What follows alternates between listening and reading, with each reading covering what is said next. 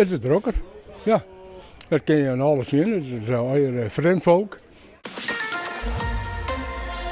En die drukte in de Dokkumer binnenstad valt een soort Dokkumers op. Zo'n Koningsdag, maar ook al daarvoor zijn er momenten dat er een heel soort mensen tegelijk in de stritten omstruinen. Het had wel aantrekkingskracht, ja. Als de mensen door de bal werken, is het naar de bregen met de kroon erop. Altijd naar je fietsbrechtje daar. En met de oranje linten, dat vind je prachtig. Het is hier wel drukker met de toeristen.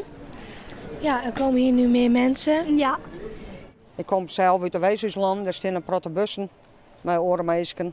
En die komen hier apart naar Dokkum. Dat vind ik wel, want vanmorgen had ik nog meisken hopen meer.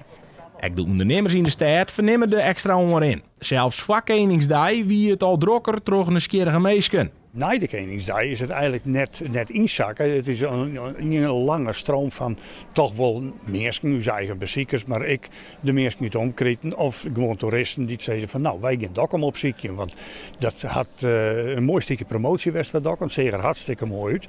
Mensen zijn wat nieuwsgierig en nu had ik wat meer met Dokkum, omdat de koning hier was dat natuurlijk. Koningsdag 2026 gaat mij januari haast 3 miljoen euro kosten.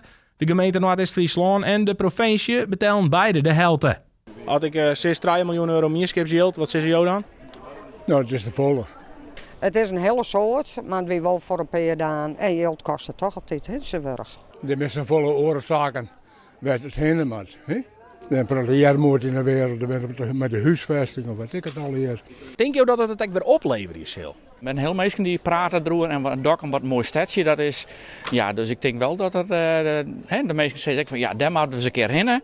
En ja, ik denk wel dat het yield weer oplevert. Dit soort bedragen zijn natuurlijk groot en er is ook een heel soort kritiek op. En heel soort mensen mat dat nou in dit die het zoveel hield. En dat mag je natuurlijk ook afvragen. Alleen ja, het is een gemeente oordeel miljoen kosten dat hier voor het grootste paard op de planken te lezen.